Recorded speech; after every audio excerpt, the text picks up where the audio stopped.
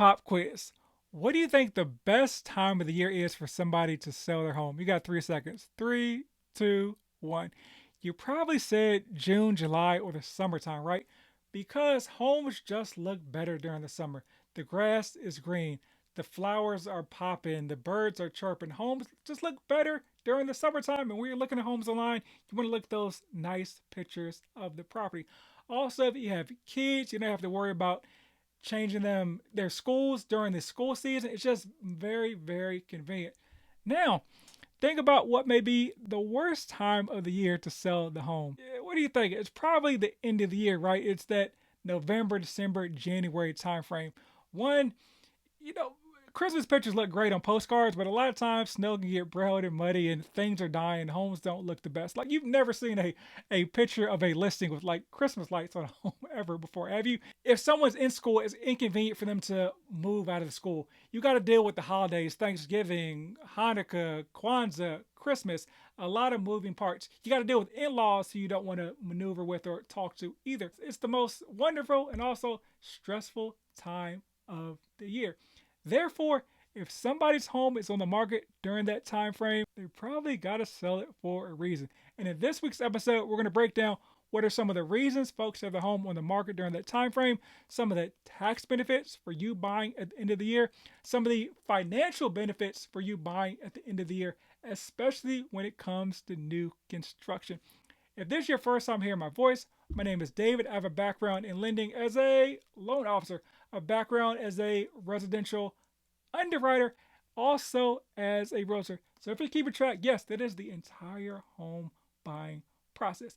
But most importantly, I purchased multiple homes myself, but this is what's most important. I've helped hundreds of folks like you buy their first home in real life. Let's go get those keys.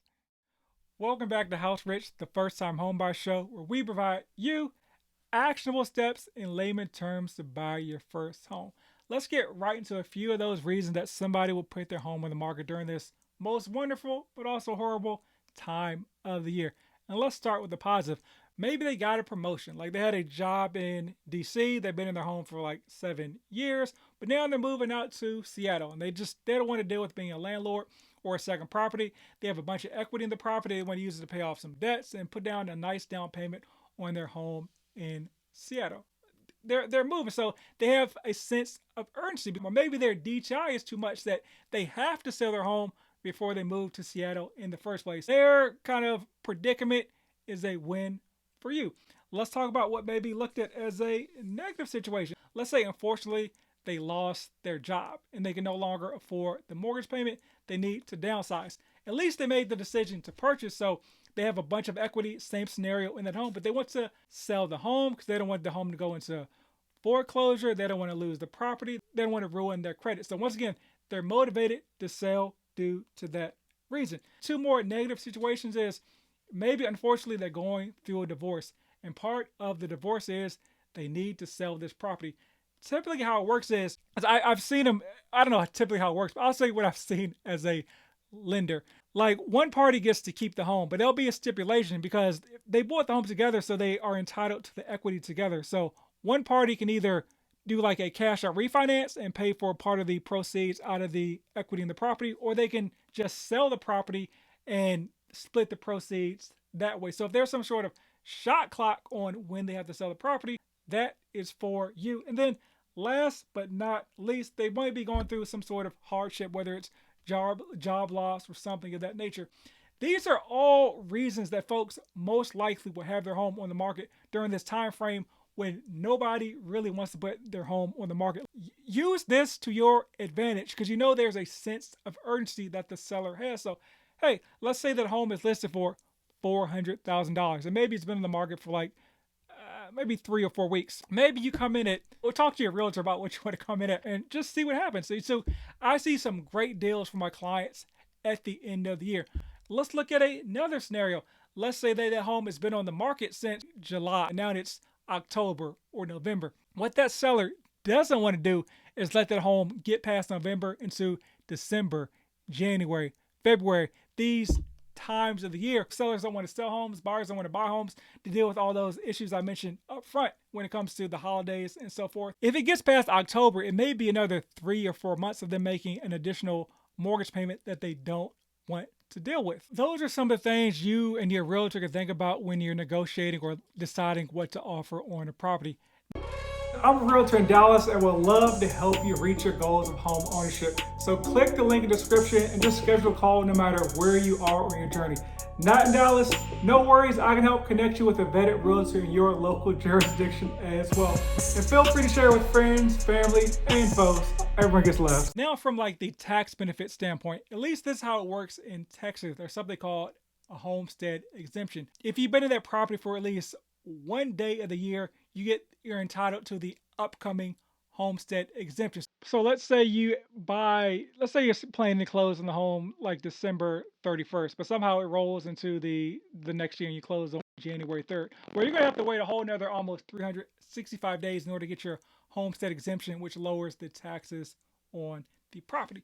Speaking of taxes, new construction is a huge sales you'll see at the end of the year. I was walking my dog today and saw the end of the year inventory blast already. And I'm recording this at the beginning of November because how property taxes work is that the taxes on the property are based on the value of the home on January 1st of the previous year. January 1st of the previous year, it was just a dirt lot.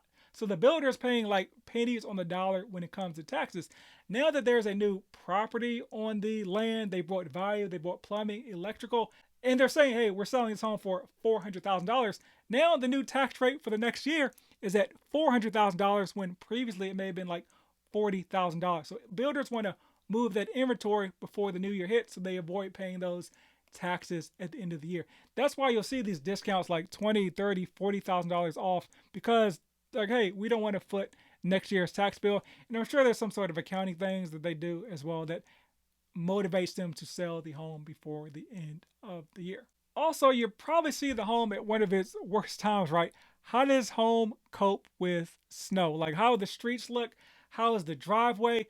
What about, are the pipes frozen outside? Do pipes burst? Do pipes freeze during the winter?